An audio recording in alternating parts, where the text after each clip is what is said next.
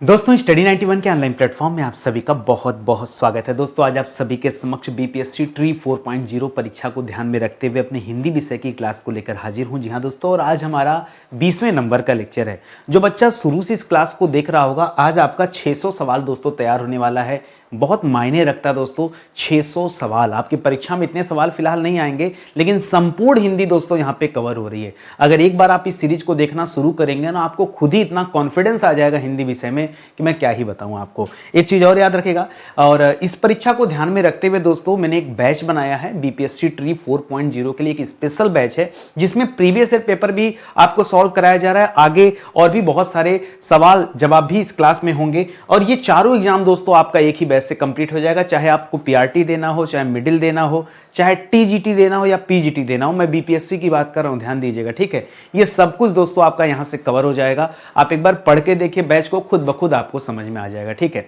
आइए आगे बढ़ते हैं और सीधे अपने सवालों को शुरू करते हैं, ठीक है। देखिए आपकी परीक्षा में एक लंबा चौड़ा गद्यांश होगा, उस गद्यांश को पढ़ करके आपको कुछ सवालों का जवाब देना होगा, ठीक है। वैसे ही सवाल हम यहां पर भी लेकर हाजिर हैं। तो आज 571 नंबर से अपनी क्लास शुरू करेंगे और 600 पे जाके दोस्तों ये क्लास समाप्त होगा। मैंने आपको समझाया था कि पहले इतना लंबा चौड़ा गद्यांश आपको पढ़ने की जरूरत नहीं है। पहले आप सवाल पढ़िए, चारों ऑप्शन पढ़िए, फिर आपको गद्यांश पढ़ना है। सवाल क्या दे रहा है, कह रहा महात्मा गांधी बुराई वाले लोगों को किस प्रकार सुधारना चाहते थे। ऑप्शन एक लिख रहा है कि डांट फटकार कर, दूसरा दे रहा है लालच देकर, तीसरा दे रहा है प्यार धैर्य तथा नम्रता से, या फिर डरा कर। किस प्रकार महात्मा गांधी जी दोस्तों सुधारना चाहते थे जो बुराई वाले लोग थे। तो देखिए यहां से जब पढ़ना शुरू करेंगे तो आपको खुद ही मिलेगा आपका उत्तर। लिख रहा है कि महात्मा गांधी ने कहा था कि मैं बुराई करने वालों को सजा देने का उपाय ढूंढने लगा, तो मेरा काम होगा उनसे प्यार करना और धैर्य तथा नम्रता के साथ उन्हें समझाकर सही रास्ते पर ले आना, ठीक है। यहां तक समझ गए ना। यानी सिंपल सी बात है, आपको अपने सवाल का जवाब भी मिल गया कि महात्मा गांधी जी डांटने की बात नहीं कर रहे हैं, लालच देने की बात नहीं कर रहे हैं, डराने की बात नहीं कर रहे हैं। वो तो प्यार से समझाकर धैर्य एवं नम्रता पूर्वक उनसे व्यवहार करके उनके अंदर बदलाव करने की बात कर रहे हैं। तो आपका जवाब आपको इन लाइनों में मिल गया। तरीका यही होता है दोस्तों गद्यांश सॉल्व करने का। और सवाल देखिए, खुद ही आपको कॉन्फिडेंस आ जाएगा। अगला सवाल दे रहा है कि बुराई को कैसे समाप्त किया जा सकता है। बुराई को कैसे समाप्त किया जा सकता है। ऑप्शन एक लिख रहा है कि बुराई को समाप्त करने के लिए बुराई को ही समाप्त कर दिया जाए, या अच्छाई को ग्रहण कर लिया जाए, या बुराई से सहयोग करके, या बुराई से असहयोग करके। चारों ऑप्शन कुछ अटपटा सा लग रहा है, लेकिन जब तक आप इस गद्यांश को नहीं पढ़ेंगे आपको सही मायने में पता ही नहीं चलेगा। तो यहां वजह यहां तक हमने पढ़ा था, इसके पहले भी इसके बाद आपको पढ़ना है। करा इसीलिए असहयोग तथा सत्याग्रह घृणा का गीत नहीं है। हमें हमेशा अच्छाई को ग्रहण करना चाहिए, अच्छाई को ग्रहण करना चाहिए, ठीक है। यहां सिंपल सी बात कर दिया, क्या लिख रहा है दोस्तों, अच्छाई को ग्रहण करने की बात कर रहा है, ठीक है। तो यानी बुराई को कैसे समाप्त किया जा सकता है दोस्तों, अच्छाई को ग्रहण करके ही बुराई को समाप्त किया जा सकता है, ठीक है। जब लोग अच्छाई को ग्रहण करना शुरू कर देंगे तो फिर बुराई बचेगी नहीं, ठीक है। तो इस तरह से दोस्तों बुराई का अंत किया जा सकता है। ऑप्शन नंबर बी हो जाएगा। ऑप्शन नंबर सी दे रहा है कि असहयोग से क्या तात्पर्य है। कह रहा है बुरे से असहयोग करना, बुराई से असहयोग करना, किसी का भी साथ न देना, या सबका साथ देना। आपसे क्या लिख रहा दोस्तों, इस असहयोग आंदोलन महात्मा गांधी जी ने शुरू किया था, ठीक है, जिसे नॉन कोऑपरेशन मूवमेंट के नाम से हम लोग जानते हैं। तो ये क्या है, अब इसके लिए दोस्तों आप यहां से पढ़िए। लिख रहा असहयोग का उद्देश्य बुराई को बढ़ावा देना नहीं है, बल्कि बुराई से असहयोग करना है। क्या दे दिया दोस्तों, बुराई से असहयोग करना, ठीक है। तो याद रखिएगा बुराई से असहयोग करना, यही सवाल का क्या हो जाएगा, जवाब हो जाएगा। इसी तरह आप पढ़ते चलेंगे, एक एक स्टेप में आपको अपना उत्तर मिलते जाएगा। कभी कभार ऐसा होता है कि उत्तर भावार्थ में छिपा होता है, नहीं तो प्रायः जो ऑप्शन दिया होगा वहीं से आपको उत्तर नजर आ जाएगा। अगला देखिए, कह रहा गांधी जी के अनुसार प्रेम वह है। प्रेम क्या है दोस्तों, कह रहा जो विवेक और बुद्धि से युक्त है, या जो गलती की ओर आंख बंद कर लेता है, जो मोहांध कर देता है, ठीक है, जो प्रेमी के दोषों को छिपाता है। तो महात्मा गांधी जी की नजर में प्रेम क्या है ये बताइए। अब आप यहीं से पढ़ना शुरू कीजिए। कह रहा अगर दुनिया बुराई को बढ़ावा देना बंद कर दे तो बुराई अपने लिए आवश्यक पोषण के अभाव में अपने आप मर जाए।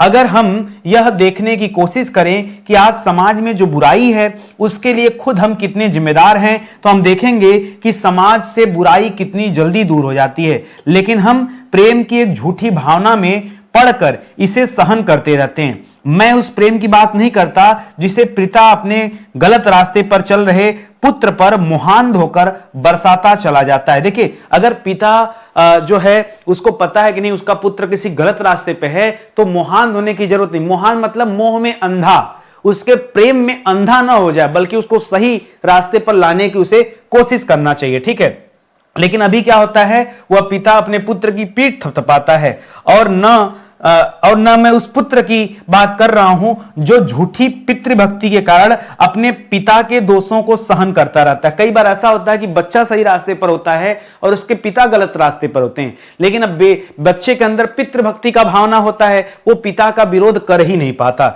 मैं उस प्रेम की चर्चा नहीं कर रहा हूं, तो मैं उस प्रेम की बात कर रहा हूं जो विवेक युक्त है और जो बुद्धि युक्त है। तो सिंपल सी बात है, यहां किस प्रेम की बात की जा रही है, यहां विवेक और बुद्धि युक्त प्रेम की बात की जा रही है, जो कि यहां पर लिखा हुआ है। और अंत भी पढ़ लीजिए, और जो एक भी गलती की ओर आंख बंद नहीं करता, यह सुधारने वाला ही क्या दोस्तों। अब इसके आगे तो छिप गया है, कैसे बताऊं मैं आपको। ठीक है, कोई और तरीका बताने का कुछ नहीं, इसको मैं ऊपर नीचे भी नहीं कर सकता। अब जो है सो दिख, हाँ एक तरीका है, एक सेकंड, नहीं तब भी नहीं दिख रहा है। ठीक है, चलिए कोई बात नहीं, तो यहीं तक समझ लीजिए। तो ये आपको मोटा मोटा दोस्तों आपका जो है तथ्य आपको मिल गया। तो यहां पर दोस्तों ऑप्शन नंबर 1 जो है बिल्कुल सही हो जाएगा। अगला दे रहा दोस्तों, गद्यांश का उपर्युक्त नहीं होता दोस्तों, उपयुक्त। ठीक है, उपर्युक्त नहीं होगा, उपयुक्त शीर्षक आपको बताना है। ठीक है, उपयुक्त जो इसके लिए एकदम फिट बैठे। तो पहला ऑप्शन दे रहा है गांधी जी का प्रेम, नहीं।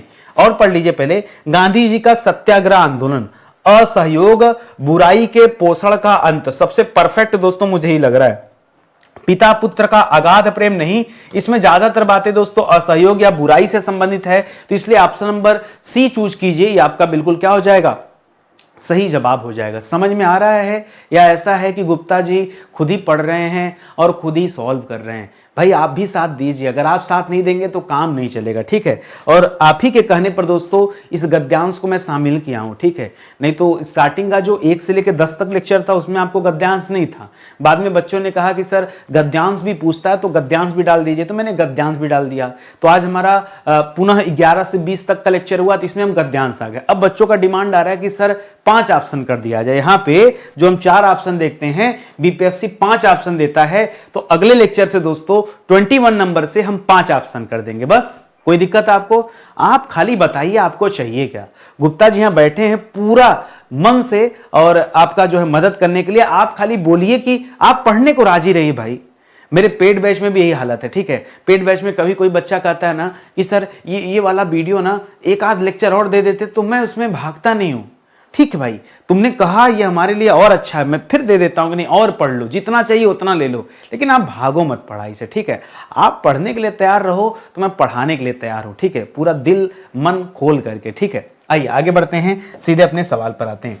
सवाल दे रहा दोस्तों कि हिंदी भाषा की बोलियों के वर्गीकरण के आधार पर जो छत्तीसगढ़ी दोस्तों ये किसके अंतर्गत आती है। जब आप हिंदी भाषा का वर्गीकरण करते हैं तो आप पढ़ते हैं पूर्वी बोली, पश्चिमी बोली, बिहारी बोली, पहाड़ी बोली और राजस्थानी। इस तरह से 5 भागों में उसका बंटवारा होता है। तो यहाँ ABCD तो लिखा है, ई भी लिख लीजिए दोस्तों। ई में दोस्तों बिहारी हिंदी का नाम यहाँ पर नहीं दिया गया है। तो ये दोस्तों कुल 5 भागों में इस हिंदी को बांट लेते हैं। अभी जो आपका जवाब है दोस्तों ये छत्तीसगढ़ी, ये जो है दोस्तों ये पूर्वी हिंदी के अंतर्गत आता है। तो याद रखेगा दोस्तों, कभी भी आपसे छत्तीसगढ़ी के बारे में पूछ दे 1 नंबर पे याद रखेगा।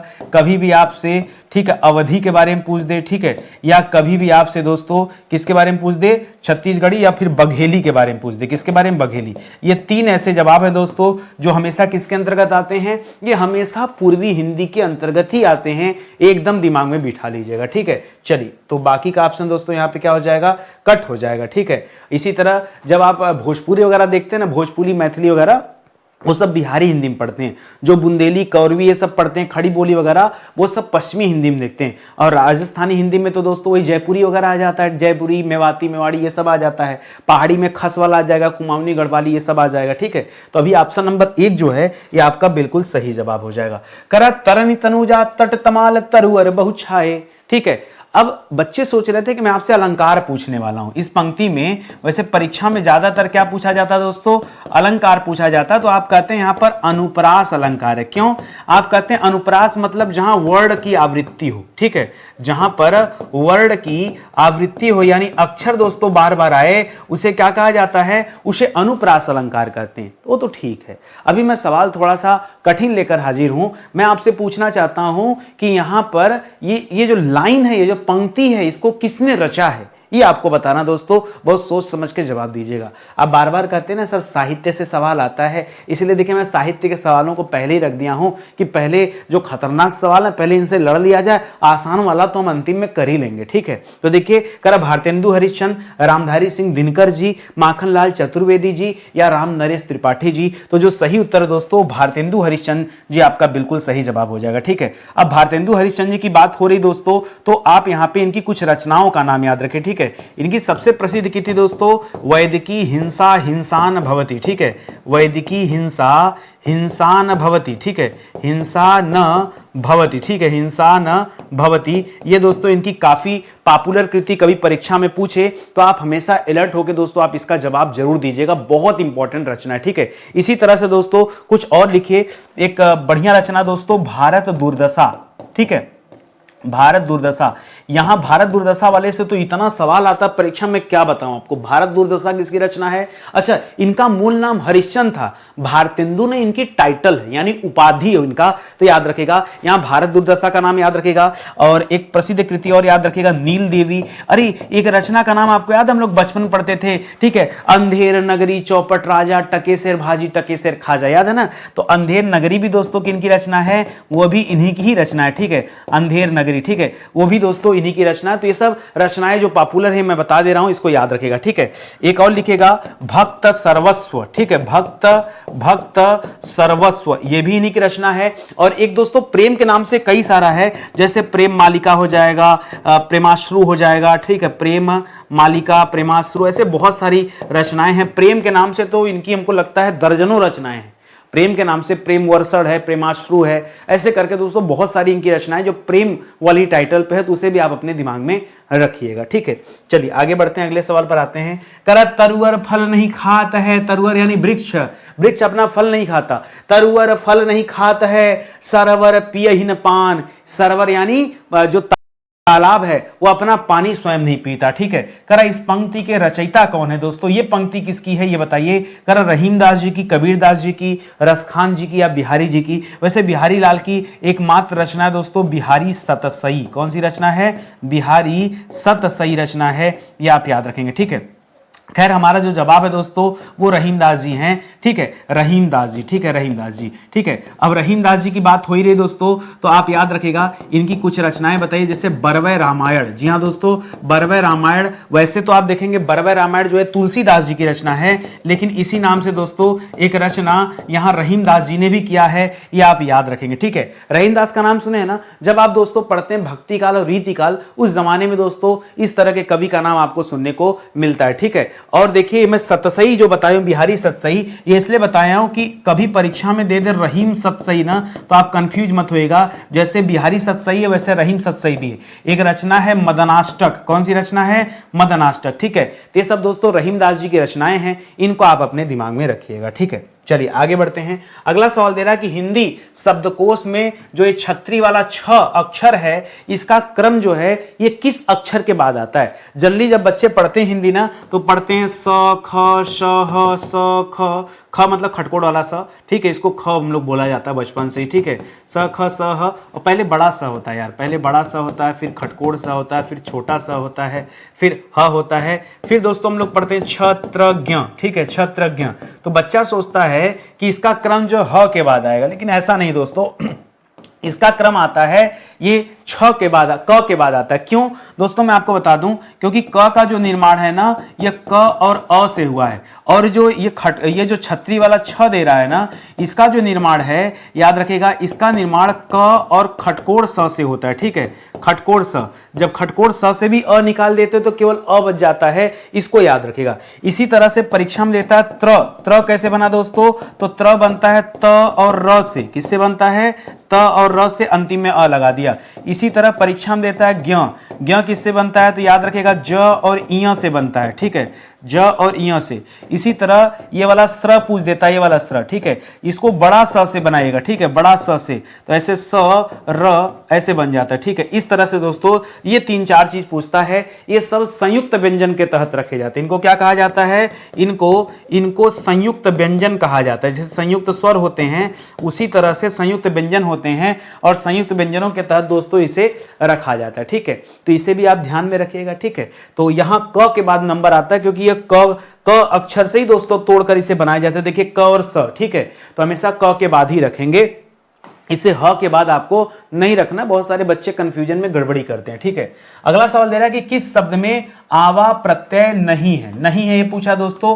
प्रत्यय हमेशा कहां लगता है दोस्तों? ये हमेशा शब्द के अंत में लगता है। कहां लगता है? अंत में लगता है, और इसको केवल आपको ढूंढ देना है, ठीक है।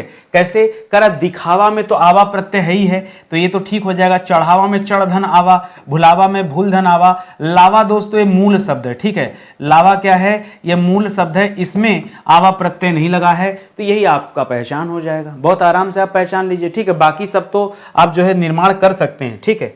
आगे बढ़िए, करेक्ट कौन सा शब्द भाववाचक संज्ञा नहीं है? जो भाववाचक संज्ञा नहीं है दोस्तों उसे पहचानना है, जो भाववाचक संज्ञा नहीं है। जहां कहीं भी दोस्तों नहीं हो जाए ना, इसे हमेशा आप हाईलाइट करके रखा करिए, क्योंकि परीक्षा में ना ये अक्सर करके गड़बड़ हो जाता है हमसे, ठीक है।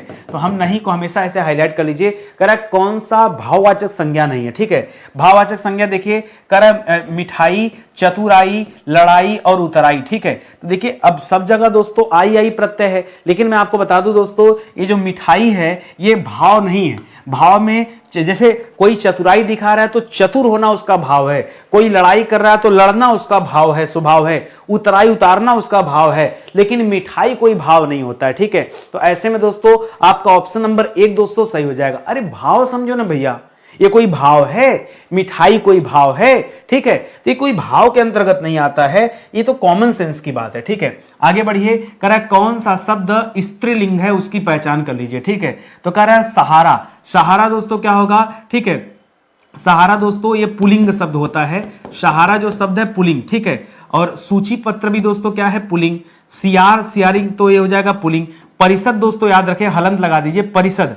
परिषद या किसी तरह की कोई संस्था है, इसको दोस्तों हमेशा कहां रखना चाहिए? इसको हमेशा स्त्रीलिंग के तहत रखना चाहिए। कहां पर दोस्तों? स्त्रीलिंग के तहत। तो यही आपका जवाब होगा। बाकी अगर आप कंफ्यूज हो रहे हैं, मैं आपको बताऊं मैंने क्यों पेड बैच बनाया। आप चाहते हैं सभी ही पढ़ा दें, ये संभव नहीं है, ठीक है। आप पेड बैच में आइए, यहाँ वहाँ पर ऐसी ऐसी ट्रिक दिया गया है ना कि आप कहेंगे कि सर क्या गजब की बात है। जैसे मैं एक एग्जाम्पल ट्रेलर दिखा देता हूँ। मैं आपसे पूछूँ कलम, आपसे पूछूँ कलम जो है पुलिंग है या स्त्रीलिंग। अब आप सोच रहे होंगे सर पहचाने कैसे, इसका लिंग तो दिख ही नहीं रहा है। लिंग देखने की जरूरत नहीं है, एक छोटा सा ट्रिक लगाइए, कोई भी विशेषण शब्द लगाइए। जैसे अच्छा, अच्छी, मैं कहूं अच्छा कलम है कि अच्छी कलम है? नहीं सर अच्छी है, बस स्त्रीलिंग है, हो गया, ठीक है। अच्छी है तो स्त्रीलिंग है, ठीक है। मैं कहूं, आपने कहा सर रोटी, रोटी बताइए सर, दाल रोटी, रोटी कैसा है? अच्छी रोटी, अच्छा रोटी, अच्छी रोटी सर, तो स्त्रीलिंग है, बताइए, ठीक है। पूड़ी कैसी बनी? अच्छी पूड़ी, अच्छा पूड़ी, अच्छी पूड़ी बनी है, तो क्या हो जाएगा? स्त्रीलिंग हो जाएगा, ठीक है। पराठा कैसा? अच्छी पराठा, अच्छा पराठा, नहीं सर अच्छा पराठा, पुलिंग हो जाएगा। हाँ खत्म सर, हाँ खत्म। इसीलिए तो कह रहे हैं कि आप बैच में आइए भाई। आप चाहते हैं सब ट्रिक यही हम ओपन कर दें? अरे नहीं संभव भैया, बहुत कुछ आपको सीखने को मिलेगा। आप बैच में आइए तो सही। चलिए आगे बढ़ते हैं, अगले सवाल पर आते हैं। अगला सवाल दे रहा है कि जाह्नवी का पर्यायवाची शब्द क्या है, ठीक है। अब बैच में कैसे पढ़ाते हैं, एक दो सवाल मैं ट्रेलर देख के दिखा देता हूं। अभी जैसे इस सवाल को मुझे पढ़ाना होता तो मैं कहता कि जाह्नवी, जाह्नवी दोस्तों कहा जाता है गंगा जी को, ठीक है। गंगा का नाम है, तो गंगा को प्राणदायिनी नहीं कहा जाता है, ना जानने वाली कहा जाता है, ना देवकन्या कहा जाता है। तो ये है सुरसरी, इसका जवाब हो जाएगा, क्योंकि गंगा का पर्यायवाची सुरसरी होता है। अब जब आप बैच में आते हैं और ये सवाल अगर, अच्छा बैच में चीज और बता दूं, जब आप बीपीएससी का बैच ज्वाइन करेंगे ना 4.0, तो इसमें दोस्तों 2000 सवाल ऐसे क्लास में पढ़ाए गए हैं। जैसे आज आप पढ़ रहे हैं ना, ऐसे 2-3 हजार सवाल, 2000 प्लस सवाल दोस्तों क्लास में ऐसे हम लोगों ने डिस्कस किया है, समझ रहे हैं। तो आप सोचिए क्या आनंद होगा बैच पढ़ने का, ठीक है। तो अब देखिए वहां मैं होता तो बहुत कुछ बताता। जैसे मैं आपको बताता कि इनको देखिए गंगा भी कहा जाता है, इसको देखिए भागीरथी भी कहा जाता है, इसको देखिए जानवी भी कहा जाता है, जानवी, ठीक है, जानवी, जानवी भी कहा जाता है, ठीक है, जानवी ऐसे भी लिख देते हैं या फिर ऐसे लिखिए, ठीक है, जानवी ये भी कहा जाता है, सुरसरी कहा ही जाता है, ठीक है। इसको विष्णु पगा कहा जाता है, क्या कहा जाता है, विष्णु पगा, ठीक है। इसको अपगा कहा जाता है, इसको निम्नगा कहा जाता है, ठीक है। तो ये सब, अच्छा अपगा निम्नगा ये छोड़िए, अभी आ जाएंगे तो आप नदी के पर्यायवाची में चले जाएंगे, वहां से आइए थोड़ा सा बाहर निकलिए, मैं आपको कुछ अच्छा चीज बताता हूं जो परीक्षा में आता है। देखिए एक परीक्षा में आता है मंदाकिनी नाम आता है, ठीक है, नहीं तो अभी गंगा और नदी, अब वहां क्या होता है ना कि मैं आपको डिफरेंस बताता हूं कि आप रटिए मत। जैसे जल, जल की पर्यायवाची जल नीर तोय होता है, इसी पर्यायवाची में ज शब्द जोड़ा तो कमल बन जाएगा, जलज नीरज तोय ये कमल को बोलते हैं। ज को हटा के द शब्द जोड़ा तो बादल बन जाएगा, जलद नीरज तोय बादल बन जाएगा। ध शब्द जोड़ा तो क्या हो जाएगा दोस्तों, समुद्र हो जाएगा। जल, ध मतलब धी, ध पे छोटी की मात्रा, जलद, जलधि नीरधि तोयधि ये समुद्र बन गया, ठीक, ठीक है। तो इसी तरह से होता है। या फिर निधि शब्द, जल निधि, तोय निधि, नीर निधि, ये भी समुद्र बन गया। उसी तरह से एक तरफ गंगा को लेकर चलिए, एक तरफ नदी को लेकर चलिए, दोनों में तुलना करूंगा और दोनों का एक ही ट्रिक से दोस्तों जवाब भी आते जाएगा, ठीक है।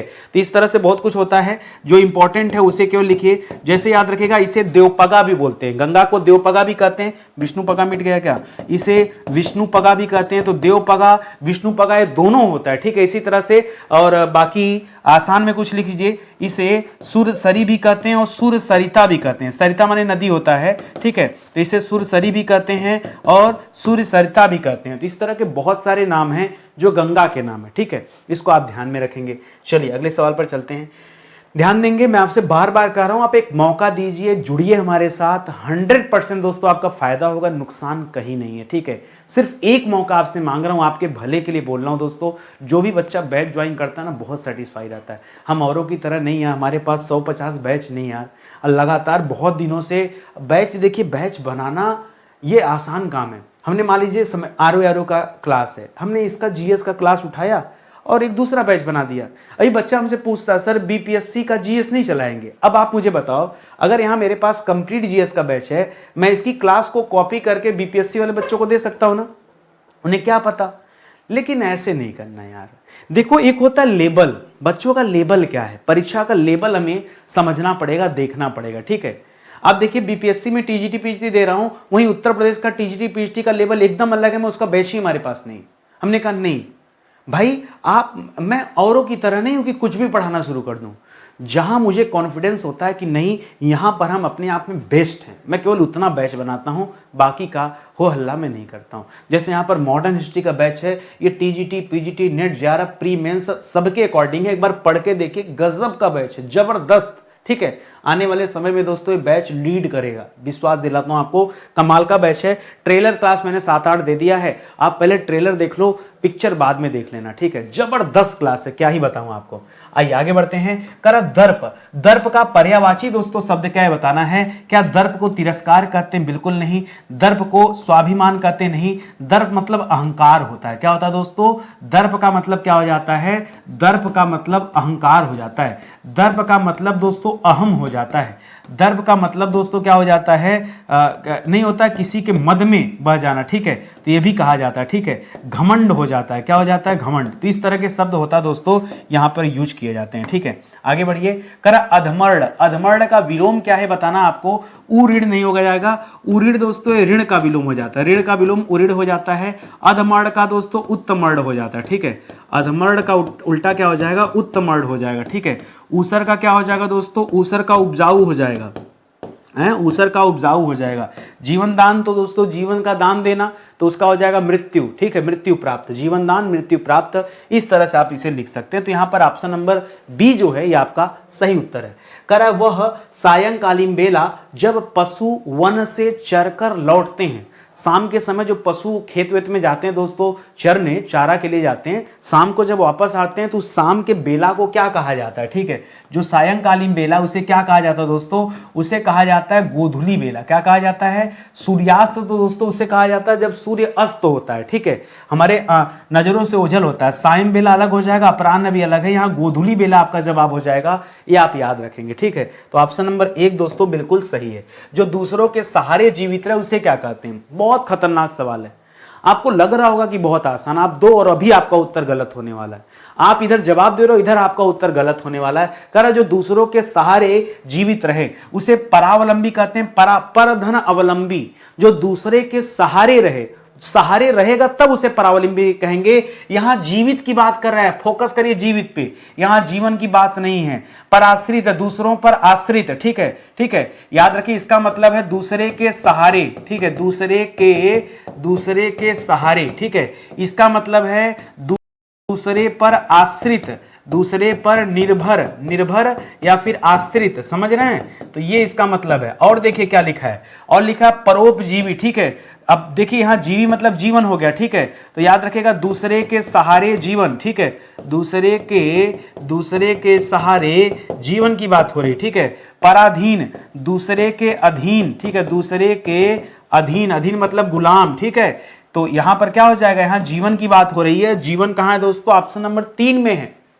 अब मुझे नहीं पता कि आपने क्या जवाब दिया, आपके दिमाग में क्या कैलकुलेशन चल रहा था, आप क्या सोच रहे थे, लेकिन अगर आपने 3 नंबर वाला उत्तर दिया है तभी दोस्तों आपका उत्तर सही है, अन्यथा फिर क्या है, आपने गलती कर दी। और परीक्षा में ऐसे ही सवाल आते हैं जहां आप कुछ ना कुछ गलती कर दीजिए। अगला सवाल देखिए, आपको ऐसा महसूस होगा सर मुहावरा ऐसे ऐसे चुटकी बजा के सर हल कर देंगे। अरे हम भी चाह रहे हैं आप हल कर दो भैया, हल कर दो, अच्छा लगेगा हमको।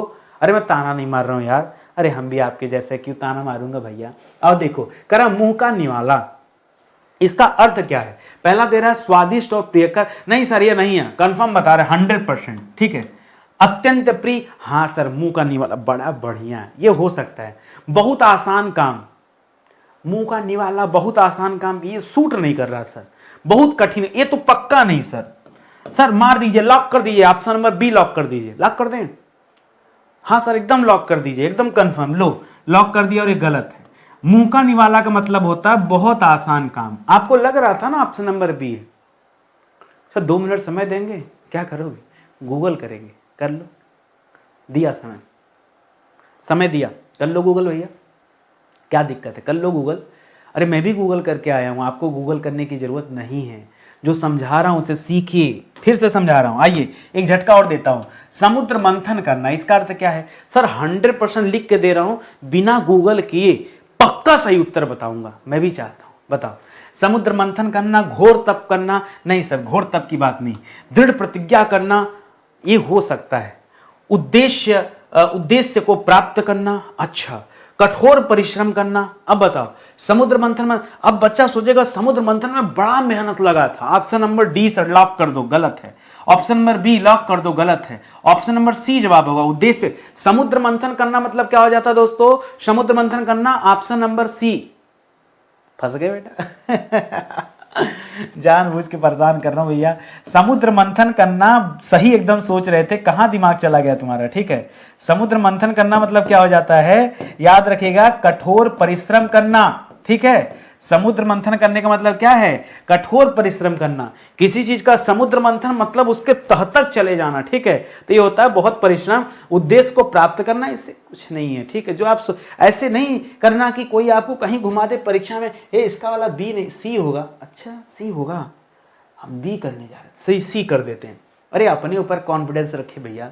अब आप पढ़ आप रहे हैं और पूछ दूसरे से रहे हैं, ऐसे कोई लहरा देगा बहका देगा तो परीक्षा में भी बहक जाओगे। अरे संभालो अपने आप को, ठीक है। आगे देखिए, कर अपनी ढपली अपना राग, अपनी ढपली अपना राग, इसका अर्थ क्या है? कर स्वतंत्र होना, नहीं। अपना दुखड़ा रोना हो सकता है, संगठन का भाव, या सबको अपने अपने मन के अनुसार चलना। अपनी अपनी ढपली अपना अपना राग, इसका मतलब है सबका अपने मन के अनुसार चलना। एकदम परफेक्ट आंसर दोस्तों आपका ऑप्शन नंबर डी होगा, घबराइए मत, ये सही उत्तर है, ठीक है। कर उस काल कारे क्रोध के तन कांपने, उसका लगा मानो हवा के जोर से सोता हुआ सागर जगा। ये पढ़ के जैसे नहीं हो रहा कि जो है क्रोध रोध की बात हो रही है, तो यहां पर रस जो हो जाएगा दोस्तों ये रौद्र रस है, ठीक है। रौद्र रस का अस्थाई भाव क्या होता है दोस्तों? क्रोध होता है। जबकि वीर रस का अस्थाई भाव क्या हो जाता है दोस्तों? उत्साह हो जाता है। अद्भुत रस का दोस्तों अस्थाई भाव क्या हो जाता है? आश्चर्य हो जाता है।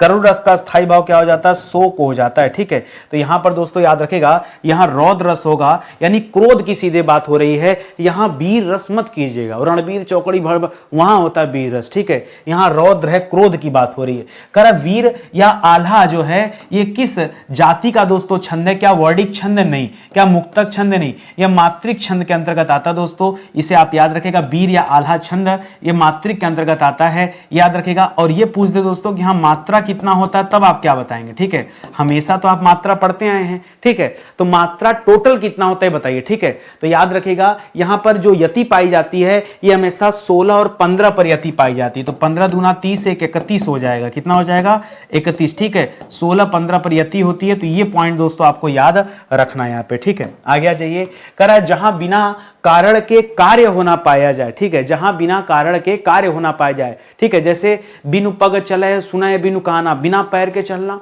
बिना कान के सुनना, ये तो हमसे संभव नहीं है सर। ठीक है, इसीलिए तो ऐसे में दोस्तों विभावना अलंकार होता है। क्या होता है, विभावना अलंकार होता है जहां बिना कारण के कार्य पाए जाए। जैसे मैंने क्या बताया आपको, बिनु पग चले, बिनु पग चले चले सुने बिनु काना, सुने बिनु काना, बिनु काना, बिना पैर के चलना बिना कारण के सुनना। ठीक है, ये तो वहां पर क्या हो जाता है, जहां बिना कारण के ही दोस्तों कार्य होना पाया जाए वहां पर विभावना अलंकार, और जहां कारण हो और तब वो कार्य ना हो तो वहां दोस्तों उल्टा हो जाता है। ठीक है, विभावना को उल्टा विशेषोक्ति में आ जाएगा।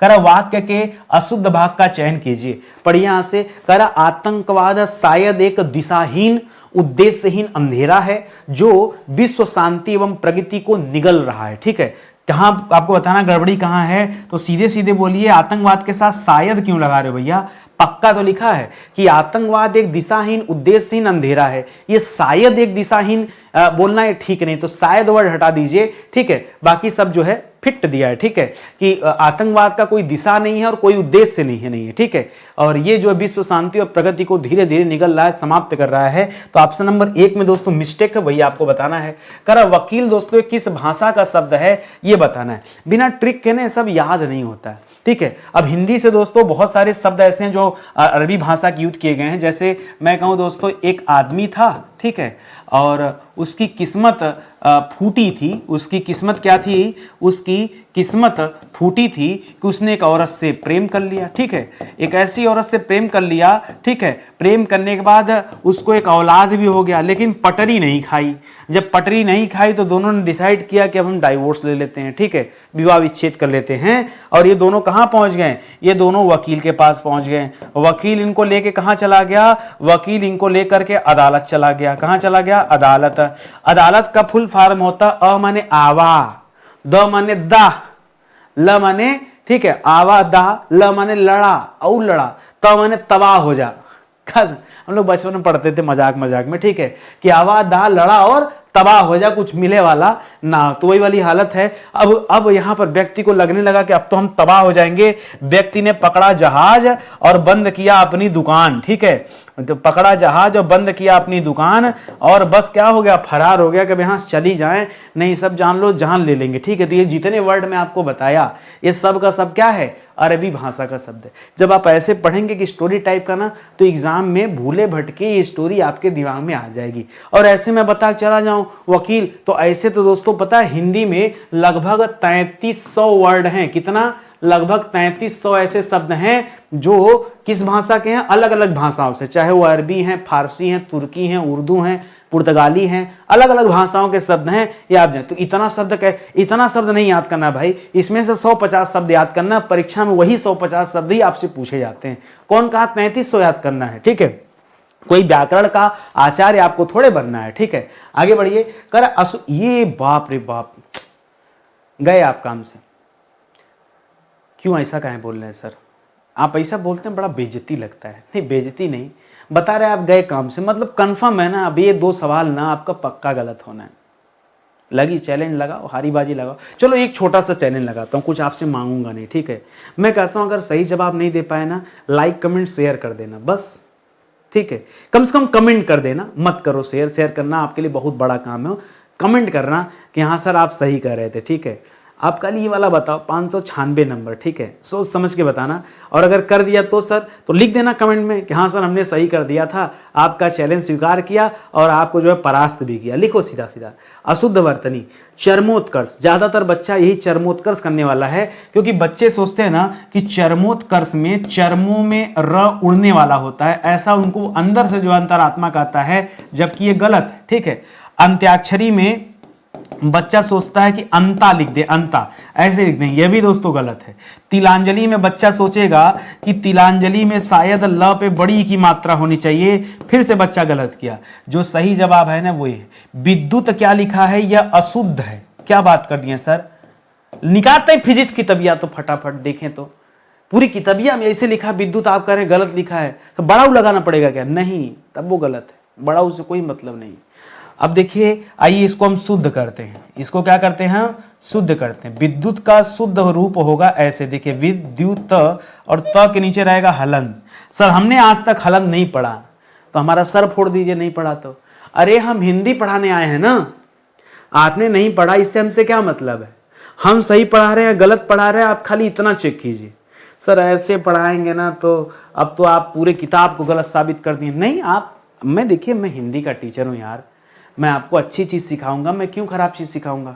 मैं बता रहा हूं आपकी जैसी इच्छा विद्युत वैसे लिखिए, लेकिन परीक्षा के टाइम में ये बतिया ना अपने खोपड़िया में डाल लीजिए कि नहीं एग्जामों में आएगा तो हमको बताना क्या है। समझ में आ रहा है? तो इसको आप अच्छे से जो है समझिएगा और याद रखिएगा। आगे बढ़िए, करा शुद्ध वर्तनी का चयन कीजिए। यहाँ पे षड्यंत्र, अब यहाँ पे देखिए 4 में से कोई एक ही सही है और बाकी सब है गलत, ठीक है। तो गलत को भी मैं सही करता हूं। जैसे षड्यंत्र दोस्तों यहां गलत लिखा है, कैसे? क्योंकि षड्यंत्र में जो ड है ना ये आधा ड होगा, ऐसे लिखा जाएगा, ठीक है, षड्यंत्र ऐसे लिखा जाएगा, ये आप याद रखेंगे।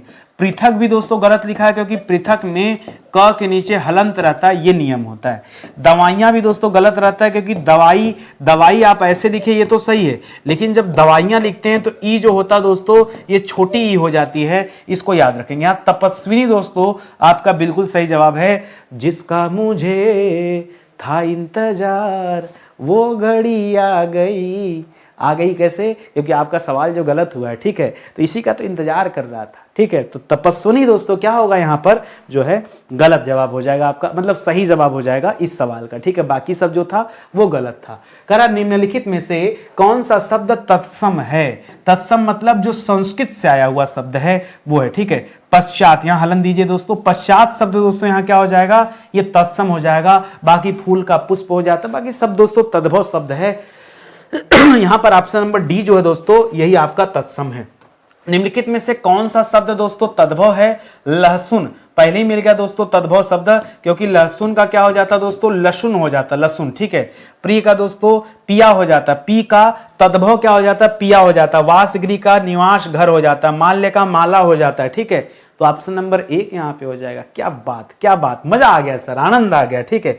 आइए और आनंद लीजिए। अगला सवाल दे रहा है कि निम्नलिखित वाक्यों में से कौन सा वाक्य शुद्ध है, ये आपको बताना। जो शुद्ध है ये बताइए। करा आपके दर्शन कब होंगे? बिल्कुल सही लिखा है, दर्शन स्वयं में बहुवचन है, परफेक्ट है। मैंने यह करा है, करा है नहीं, मैंने यह किया है, करा नहीं है, मैंने यह किया है, तब सही होता, ठीक है। आगे लिख रहा है प्यास से होंठ सूख रहा है, होंठ सूख नहीं रहे हैं, होंठ सूख रहे थे। प्यास से होंठ सूख रहे थे, एक होंठ नहीं है, गिनती करो 1 2 2 ठो है, ठीक है। कर मैं सकुशल पूर्वक घर पहुंच गया, सकुशल पूर्वक नहीं दोस्तों ये गड़बड़ लिखा है, मैं सकुशल घर पहुंच गया, ठीक है, ठीक है। या फिर स हटा के लिखिए कुशलता पूर्वक पहुंच गया, एक ही लिखिए, दोनों नहीं। तो ये तीनों मिस्टेक है दोस्तों। जो सही है वो ऑप्शन नंबर 1 जो है सही है, बाकी का जवाब गलत है, ठीक है। तो अगले क्लास से मैं कोशिश करूंगा कि मैं 5 ऑप्शन आपको बना के दूंगा, घबराइएगा मत। आज से दोस्तों अब इतना तो पढ़ लिया आपने। एक चीज और कि सर जीएस कहां से पढ़े, तो जीएस एक बार देख लेते हैं दोस्तों कि जीएस के बारे में आपको बता दूं, आपको मैं 5 विषय पूरी तरह पढ़ा चुका हूं। इससे बढ़िया क्लास आपको नहीं मिलेगी, क्योंकि दोस्तों 1 नंबर से 45 नंबर तक मैंने एंशिएंट पढ़ाया, 46 से 91 तक मैंने मिडावल पढ़ाया, 92 से 150 नंबर तक दोस्तों मॉडर्न पढ़ाया, 151 से लेकर 230 तक दोस्तों पॉलिटी यानी संविधान पढ़ाया गया, 231 से दोस्तों 330 तक ये वर्ल्ड ज्योग्राफी चली, 331 से दोस्तों 396 तक जान लीजिए आ गए आप, ठीक है। अभी इंडियन ज्योग्राफी चली रही, समाप्त नहीं हुआ है, ठीक है। और अब तक दोस्तों इस क्लास में 11,800 से अधिक सवाल डिस्कस कर लिया गया और ये पूरी तरह से निःशुल्क है।